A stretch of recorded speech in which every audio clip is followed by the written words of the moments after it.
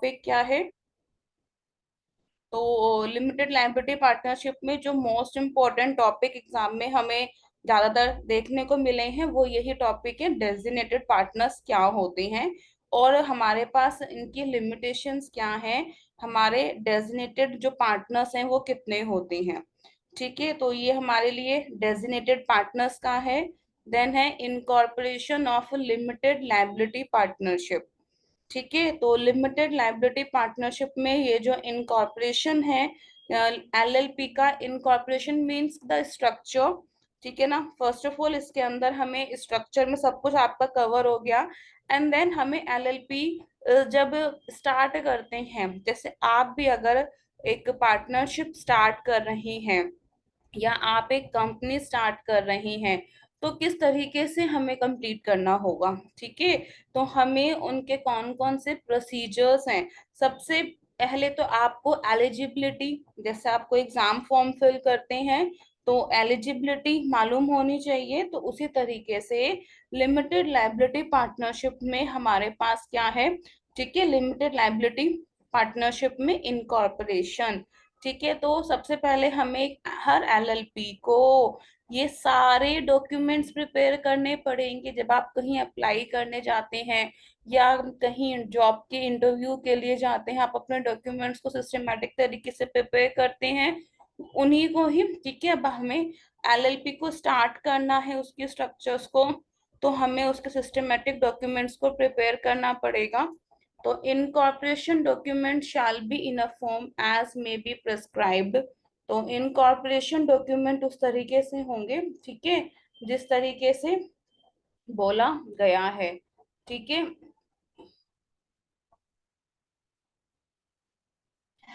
Okay अब ma'am. हाँ ठीक है, तो सबसे पहले देखते हैं कैसे होने चाहिए। तो the incorporation document shall be in a form as may be prescribed. It should state number one, सबसे पहले आपको, ठीक है, जैसे अपना रिज्यूमे प्रिपेयर करते हैं उसके ऊपर टॉप में नेम होगा, तो उसी तरीके से सबसे पहले नेम होना चाहिए। बहुत सिंपल है ये, बहुत ही, इसमें कुछ ऐसा ना हार्ड एंड फास्ट रूल नहीं है। ठीक है, जो हमारे पास नेगोशिएबल इंस्ट्रूमेंट एक्ट बचे हैं एंड देन जो स्मॉल टॉपिक्स हैं, लीगल एक्सपेक्ट, अच्छा मैं ना बहुत बार आपको बोल रही हूँ, लीगल एक्सपेक्ट को आप ना प्लीज लाइटली मत लीजिएगा। आप जिस तरीके से अकाउंट्स में इन सब में, ठीक है, आपका कंसर्न है, तो इस टॉपिक में भी लीगल एक्सपेक्ट्स के जो क्वेश्चंस है ना बहुत इजीली आते हो ना, बहुत इजीली हो जाएंगे। ठीक है, और फिर इसमें जो आपका टू दी पॉइंट आता है, मेन सबसे अच्छी बात है कि ये जो आपका है ये लेटेस्ट ही ऐड हुआ है 2-3 साल में आपका बिजनेस लॉ के साथ। ठीक है, जितने भी सारे लॉज हैं, और ये सारे लॉज आपको ना क्या करने हैं, बहुत ज्यादा डिटेल में भी नहीं पढ़ने हैं। ठीक है, अभी हो सकता है कि 2 साल 5 साल में ये लॉज भी बहुत डिटेल्स में आ जाएं, लेकिन अभी फिलहाल नहीं आ रहे हैं, तो आपके पास बहुत अच्छी अपॉर्चुनिटी भी है। ठीक है, कि इनको अच्छे से कवर करो, और जो अगर मेन मेन पॉइंट्स भी आप करके जाओगे इनके, तो इसमें से आपको कवर हो जाएगा। ठीक है, तो जैसे नेम है, प्रपोज्ड बिजनेस है, कि लिमिटेड लायबिलिटी पार्टनरशिप का प्रपोज्ड बिजनेस कैसे है। देन है address of registered office of the LLP, limited liability partnership का जो रजिस्टर्ड ऑफिस का जो एड्रेस है। ठीक है, वो तो ऑब्वियसली होगा, आपने अपने आप में देखा होगा कि वहां आप अपने जो डाटा बताते हैं, तो ये सब कुछ सबसे पहले आपको कंपनी का क्या प्रिपेयर करना है, biodata. The name and address of each person who are to be the partners of limited liability partnership. ठीक है, तो हर पर्सन का नेम और एड्रेस जो कि एलएलपी के क्या थे, ठीक है, पार्टनर्स थे, मतलब उसमें कौन कौन से पार्टनर्स हैं। और मेन है डेजिग्नेटेड पार्टनर्स, क्योंकि अगर कोई भी फ्रॉड होता है या कोई भी चीजें पकड़ी जाती हैं, या फिर कौन पर्सन ज्यादा रिस्पॉन्सिबल है हर एक्टिविटी के लिए, वो एक्टिविटी के लिए कौन रिस्पॉन्सिबल होता है, वो रिस्पॉन्सिबल होते हैं डेजिग्नेटेड पार्टनर्स। क्लियर, तो वो डेजिग्नेटेड पार्टनर्स रिस्पॉन्सिबल होते हैं ऑफ एलएलपी। ठीक है, तो फिफ्थ है name and addresses of designated partners of limited liability partnership. A person making statement which he knows is false or does not believe to be the true। कहने का मतलब है कि कोई भी एक ऐसी आप कोई फेक मतलब स्टेटमेंट्स देते हैं जो कि सही मतलब नहीं है। हो सकता है कि आपने एड्रेस सही नहीं दिया, या आपने मेनली जो कहाँ गलती होती है, वहां गलती होती है डेजिनेटेड पार्टनर्स की नेम में, एड्रेसेस में, या फिर हर पर्सन के नेम एड्रेसेस में। बल्कि ये गलती नहीं होती, ये उनसे भूल होती है। क्या भूल होती है कि डेजिनेटेड पार्टनर्स को आपको बताया था लास्ट टाइम कि अगर हम डेजिनेटेड पार्टनर्स को चेंज करते हैं, तो डेजिनेटेड पार्टनर्स को चेंज करने का भी हमारे पास कंसेप्ट है। अगर हम उन पार्टनर्स के एड्रेसेस को इन सबको चेंज करते हैं, ठीक है, या हम पुराने पार्टनर्स को हटा के न्यू डेजिनेटेड पार्टनर्स रखते हैं, तो हमें उसका नेम एंड एड्रेस सब कुछ करना, ठीक है, अपडेट करना पड़ेगा रजिस्ट्रार के पास। और वो करना भूल जाते हैं, तब उनको उस केस में पनिशमेंट मिलती है। ठीक है, एक तो भाई सिंपल सीधी सी है, पर्सन जिन्होंने स्टेटमेंट दी है कि ये वो फॉल्स है, ठीक है, तो shall be punishable with fine of 10,000। तो उन्हें पनिशेबल होंगे, ठीक है, विद फाइन। 10,000 का फाइन होता है अप टू 5 लाख तक। और उन्हें जेल हो जाती है, imprisonment for a term which में एक्सटेंड अप टू 2 years। तो जो मतलब इम्प्रिजमेंट होती है, जेल होती है, फिर वो 2 साल तक हो जाती है। देन है टू और more person associated for carrying on a lawful business. सबसे अच्छी बात वही है, ठीक है, क्योंकि ये एक पार्टनरशिप है। तो पार्टनरशिप में एक पर्सन तो नहीं होगा, दो या दो से ज्यादा ही पर्सन होंगे।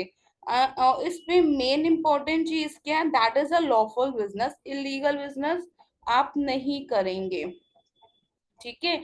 और इसके साथ साथ जिस तरीके से आप फॉर्म फिल करते हैं, उसमें फीस भी होती है आपकी, तो आपको उसमें आपकी फीस भी जाएंगी, ठीक है। तो with registrar of the state in which registered office, ठीक है, जहाँ पे होगा उसका मतलब ऑफिस। मान लीजिए आपको डिस्ट्रिक्ट देखनी है, तहसीलदार का देखना है कि कौन से डिस्ट्रिक्ट में हमारा, जैसे जहाँ हमारा ऑफिस का एड्रेस है, तो उसी के डिस्ट्रिक्ट में जाके आपको फाइल करना है। आई होप सो इसमें इतना कोई भी हार्ड एंड फास्ट रूल नहीं था, बहुत सिंपल था, ठीक है। तो there shall be filed along with the incorporation document a statement in prescribed form, ठीक है। तो मतलब एक सिस्टमेटिक तरीके से आपको प्रिस्क्राइब्ड फॉर्म, जब हम एप्लीकेशन फॉर्म फिल करते हैं, उसमें मतलब लिखा होता है ना कि list of the document should be in this order, इस ऑर्डर में होंगी। तो वो या तो एडवोकेट के द्वारा होगा, made by either an advocate, और एक कंपनी सेक्रेटरी के द्वारा होगा, कॉस्ट अकाउंटेंट के द्वारा, सीए के द्वारा होगा, ठीक है, जो कि एलएलपी के फॉर्मेशन में जुड़े होते हैं, ठीक है। और and by anyone who subscribe his name to the incorporation document. कहने का मतलब है, और मान लीजिए पार्टनर्स हैं, ठीक है, पार्टनर्स आपस में भाई ही हैं, और उनके जो ग्रैंडफादर मतलब उनके जो फादर हैं, ठीक है, या उनके जो ग्रैंडफादर है, कोई भी है, वो चाहते हैं कि मेरा भी नाम इसमें लिखा जाए। तो हो सकता है कि जो भी उसमें, ठीक है, बनना चाहते हैं रिस्पॉन्सिबल पार्टनर, या जो भी उसमें पार्टनर बनना चाहते हैं, तो वो अपना, ठीक है, उसमें नेम इनकॉर्पोरेट कर सकते हैं। Bye anyone who subscribed his name to the incorporation document that all the requirement of the act and rules made thereunder have been compiled, ठीक है, कि इनकॉर्पोरेशन और इन सब के मैटर्स के साथ रूल्स लगाए जाएंगे। देन है इनकॉर्पोरेशन बाय रजिस्ट्रेशन। तो रजिस्ट्रेशन के द्वारा जो इनकॉर्पोरेशन होता है, ठीक है, कह रहे हैं when above requirements have been compiled with registrar, ठीक है, तो रजिस्ट्रार के साथ, ठीक है, ये सारी रिक्वायरमेंट्स। सबसे पहली बात है इसमें, आप कहेंगे मैम इसमें कोई इतना मतलब डिफिकल्ट नहीं था, इनकॉर्पोरेशन डॉक्यूमेंट कोई भी इतना ज्यादा डिफिकल्ट नहीं है, ठीक है, ये बहुत ज्यादा सिंपल था इनकॉर्पोरेशन। आगे एक होता है, आपने, ठीक है, सबसे स्टार्टिंग में क्या किया, वहां पे आप कहीं भी फॉर्म्स देखते हैं, सबसे स्टार्टिंग में आपको क्या करना होता है, अपनी बेसिक डिटेल्स रजिस्टर्ड करनी पड़ती है, देन आप आगे फॉर्म के लिए अप्लाई करेंगे, राइट। तो यही वही है, ठीक है। तो सबसे पहले आपको रजिस्टर्ड करना पड़ेगा इन डॉक्यूमेंट्स के साथ, ठीक है। फिर वो अगर आपका रजिस्ट्रेशन में डॉक्यूमेंट्स में सब कुछ ठीक है, कोई कमी नहीं है, ठीक है, तो आपका मतलब आगे चल के प्रोसीजर स्टार्ट होगा, राइट। तो उसी तरीके से will give a certificate that LLP is incorporated by that name. ये जो एलएलपी है वो इसी नाम के द्वारा क्या होगी, बनी जाएगी, इनकॉर्पोरेट होगी, ठीक है। When above requirements have been compiled with the registrar shall retain the incorporation document, ठीक है, अपने पास रखेंगे, सारे डॉक्यूमेंट्स होंगे, मतलब incorporation documents is like your कि उन्होंने कौन सा प्रोफोर्मा दिया है, देन आपको अपने डॉक्यूमेंट्स रजिस्टर करने पड़ेंगे, ठीक है। और फिर वो जो सर्टिफिकेट होगा, आपको खुद से पता है कोई भी चीज तब तक वैलिड नहीं होती जिसमें आपके प्रॉपर सिग्नेचर अथॉरिटी के नहीं होते, ठीक है। तो वैसे ही सर्टिफिकेट वैलिड नहीं होगा जब तक रजिस्ट्रार साइन ना करे और ऑफिशियल सील ना हो उसमें। This certificate shall be conclusive evidence that LLP is incorporated by registration। Clear हो गया, वो सर्टिफिकेट का ही मतलब होता है, वो कंप्लीटली आपका क्या है, एविडेंस है। रजिस्टर्ड ऑफिस ऑफ एलएलपी, ठीक है, एलएलपी का जो रजिस्टर्ड ऑफिस होता है, ठीक है। अब सिंपल सीधी सी बात है, ठीक है, अब आप उसमें चेंज, अब सिंपल है, देखिए, आप कभी कभी आपने कोई डॉक्यूमेंट्स हैं, ठीक है, मैं अगर मतलब यहाँ से दिल्ली से अगर मैं कहीं और रहने लग जाऊं, तो मुझे अगर मैं परमानेंटली फिर सोचूं कि नहीं मुझे वहीं रहना है, तो मुझे अपने आधार कार्ड्स में चेंज कराना पड़ेगा, है ना। तो वही सेम एड्रेस अपना चेंज कराना पड़ेगा, ठीक है। तो देखो हर एलएलपी का अपना रजिस्टर्ड ऑफिस होगा, ठीक है, एलएलपी का अपना खुद का ऑफिस होगा जहां से मतलब काम स्टार्ट होगा, ठीक है। और कुछ डॉक्यूमेंट्स उनके पोस्ट से भी आएंगे, सब कुछ थोड़ी ना होगा कि अथॉरिटी आपको देने आ रही है, या फिर कोई चीज में मान लीजिए कमी हो जाती है, तो आपको अब आजकल में सुविधा है, ठीक है, लेकिन ये चीज हमारी एलएलपी एक्ट पहले से ही स्टार्टिंग से बना हुआ है। तो उस टाइम पे पोस्टिंग, ये ठीक है ना, स्पीड पोस्ट, ये सब चीजें बहुत चलती थी, ताकि इससे हमारे पास प्रूफ रहे। अब क्या है, अब आप देखेंगे कि बैंक्स भी है या ये सब भी है, चेक बुक जैसे पोस्ट से आ जाती है, बाकी कुछ चीजें होती हैं, ठीक है, वो मेल कर देते हैं चीजें, ये चीजें आज भी है, तो सेम चीज आपका एलएलपी के साथ है। तो our document may be sent by post under the certificate of posting or by registered post or by any other manner. A LLP may change the place at its place of its registered office. Yes, change कर सकती है, लेकिन उसको सबसे पहले registrar को बताना पड़ेगा, ठीक है, वहां पे जहाँ पे वो न्यू चेंज हो रहा है वहां पे उसको फाइल करना पड़ेगा। तो इसमें सिंपल सा है, अगर आप अपने ऑफिस को चेंज कराना चाहते हैं, हो सकता है इसमें कोई, ठीक है, इतनी डिफिकल्टी नहीं है। तो for contravention of this provision every partner shall be punishable. अगर वो इस तरीके से मान लीजिए एलएलपी में आपने चेंज नहीं हुआ, एड्रेस चेंज नहीं हुआ, क्योंकि इसमें और कुछ चीजें नहीं है, आपने देखते होंगे ना डॉक्यूमेंट में कहीं आपके नाम की स्पेलिंग गलत हो जाती है, या ये जॉब के केस में बहुत ज्यादा होता है, ठीक है, नाम की स्पेलिंग गलत है, आपके 10th मार्कशीट में, आपके 12th मार्कशीट में डिफरेंट है, ठीक है, अगर तब आपका डिफरेंट हो जाता है तो दिक्कत हो जाती है ना। तो वही सेम चीज है कि for contravention of this provision every partner shall be punishable with fine not less than 2000 rupees, ज्यादा नहीं है, ठीक है, लेकिन एक्सटेंड हो सकता है तो 25,000 रुपीज तक में, ठीक है। अब देन है रजिस्ट्रेशन का क्या इफेक्ट होता है। अब एक बात सिंपल सी जैसी बात है, registration gives you an identity, ठीक है, कि आप सही काम कर रहे हैं, आप गलत काम नहीं कर रहे हैं। रजिस्ट्रेशन आपको एक सॉलिड प्रूफ देता है कि मैं अगर गलत करूं, ठीक है ना, या मेरे अगेंस्ट कोई या फिर मेरे खिलाफ कोई गलत कर रहा है, तो मेरी क्या होगी, लीगल हियरिंग होगी। ठीक है, अगर ठीक है मैं कर रही हूँ या मेरा एक्ट दूसरे को बाउंड कर रहा है या दूसरे का एक्ट मुझे बाउंड कर रहा है, this is the effect of the registration. ठीक है, वही सेम चीज है। तो एलएलपी ऑन रजिस्ट्रेशन, जैसे मान लीजिए आपने अप्लाई किया था, ठीक है, लेकिन आपका तो नाम आया नहीं, तो आप एक प्रूफ दिखा सकते हैं ना कि देखिए हमने अप्लाई किया था, ये हमारा रजिस्ट्रेशन हुआ हुआ है। तो इसमें भी हमें वैसे ही करना है। तो LLP on registration shall by its name.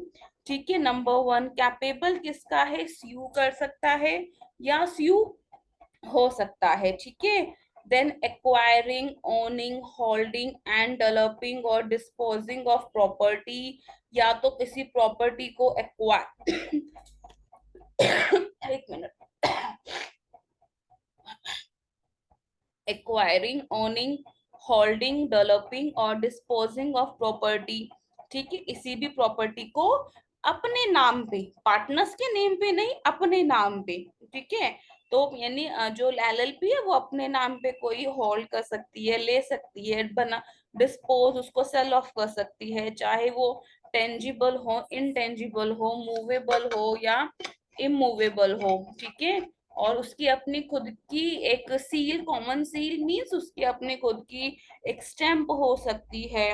वो कोई भी एक्ट से सफर हो सकती है, सफर कर सकती है किसी भी बॉडी कॉर्पोरेट को लॉफुली। तो इसमें यहाँ पे आपका लीगल एक्सपेक्ट आ गया, इट मीन्स रजिस्ट्रेशन के बाद आपकी सुनवाई होगी। ठीक है, लीगल एक्सपेक्ट का केस आ गया। देन है सबसे पहली बात है नेम।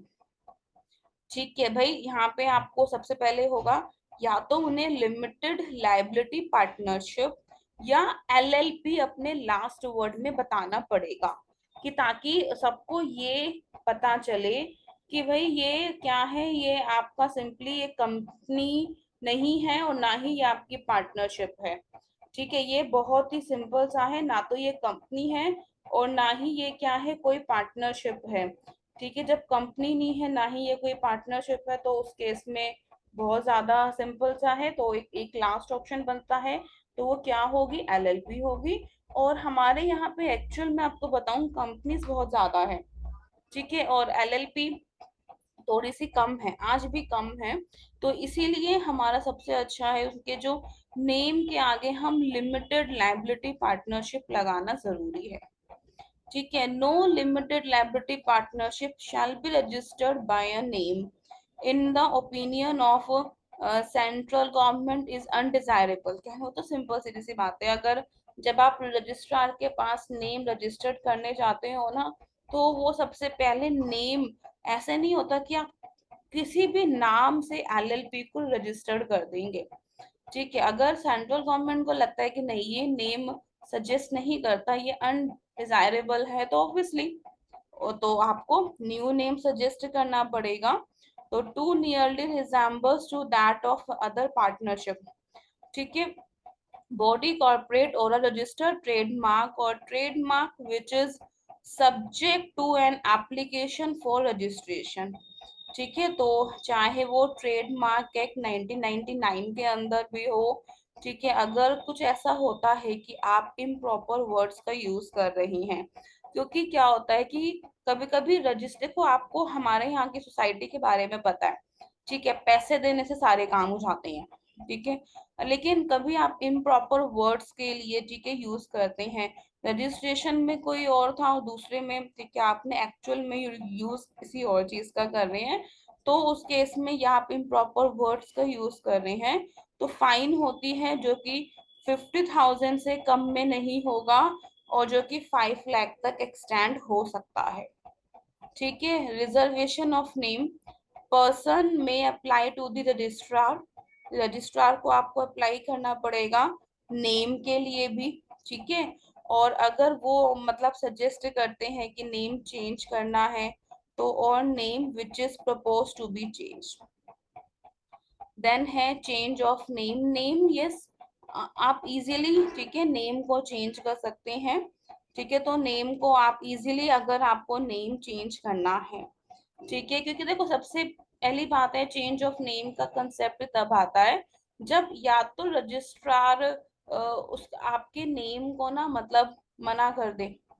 ठीक है, अगर सेंट्रल गवर्नमेंट ने कहा है कि आपको नेम चेंज करना है, कि ये तो ऑलरेडी इस नाम से दो तीन फॉर्म या दो तीन जो एलएलपी है वो है and has been already registered LLP, ठीक है, एलएलपी में बी फाइंड ₹10,000।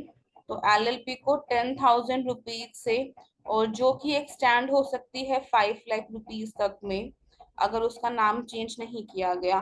ठीक है, चेंज ऑफ नेम का कंसेप्ट ही आपका तभी अराइज होगा कि जब सेंट्रल गवर्नमेंट आपको बोलेगी। ठीक है, आप खुद से सोचिए, आपने सबसे स्टार्टिंग में नेम अप्लाई किया, ठीक है, फिर वहां से नोटिस पे हुआ या आपने जब इन कॉर्पोरेशन के डॉक्यूमेंट्स फाइल किए गए तो आपके पास मैसेज मेल या पोस्ट से आया है कि आपको नेम चेंज करना है। अगर आप फिर भी नेम चेंज नहीं करते हैं, ठीक है, रजिस्ट्रेशन हो जाता है, मैं आपको बताऊं, इनकॉर्पोरेशन का डॉक्यूमेंट बिना नेम के चेंज के भी हो जाएगा। ठीक है, क्योंकि तभी तो पेनल्टीज लगती हैं, क्योंकि अगर आपका उस नाम से रजिस्टर्ड ही नहीं हुआ है, ठीक है, तो फिर कोई दिक्कत नहीं होती। या क्या होता है कि कभी मान लीजिए गवर्नमेंट के रूल्स चेंज होते रहते हैं, उन्होंने स्टार्टिंग में ये limited liability partnership word add करना उतना कंपलसरी नहीं था, अब इतना कंपलसरी था जब गवर्नमेंट ने किया, तो उसके बाद जितनी भी एलएलपी थी सभी को अपना नाम चेंज करना पड़ा। तो वो इसी एग्जांपल्स के अंदर आते हैं। ठीक है, तो वहां पे फाइन है जो कि 5 लाख रुपीज तक एक्सटेंड हो सकती है 10,000 से, अगर नाम आप चेंज नहीं करते हैं। उसके अलावा सिर्फ और सिर्फ कंपनी के एलएलपी पर ही नहीं, पार्टनर्स को भी अलग से फाइन मिलेगा। ठीक है, जो कि 10,000 से 1 लाख तक होता है। ठीक है, और फिर आपको नाम तो दोबारा से चेंज करना ही पड़ेगा। ठीक है ना, तो कंपनी में ऑल्सो अप्लाई। फिर उसके बाद अब आपका क्या लग गया, पेनल्टीज लग गई। अगर लगता है कि नहीं ये जो नेम है, इस नेम से बहुत चीजें की रेपुटेशन ये सब कुछ डाउन हो रही है, तो आप फिर दोबारा से कंपनी जो सेंट्रल गवर्नमेंट है उसको उस एलएलपी को बंद कर देती है। ठीक है, तो एलएलपी को फिर 24 मंथ्स में रजिस्ट्रेशन में दोबारा से वही या सिमिलर नेम करना पड़ेगा। ठीक है, तो हर एलएलपी को, ठीक है, इसको पब्लिश करना पड़ता है, नेम इनवॉइसेस, ऑफिशियल कॉरेस्पॉन्डेंस, जितनी भी सारे पब्लिकेशंस होती हैं, ठीक है, वहां पे मतलब ये जस्ट अ फॉर्मेलिटी होती है, वो अपना क्या बोलते हैं, न्यूज़पेपर में ऐड आता है, ठीक है, 2 दिन 1 दिन के अंदर देखा जाता है कि हमने न्यूज़पेपर में ऐड दिया था, लेकिन इसके अगेंस्ट कोई भी हमारे पास कंप्लेन नहीं आई है। ठीक है, तो ये इस तरीके से ट्रेडमार्क में होता है। और न्यूज़पेपर पहली बात तो पता नहीं बहुत ही कम लोग रीड करते होंगे।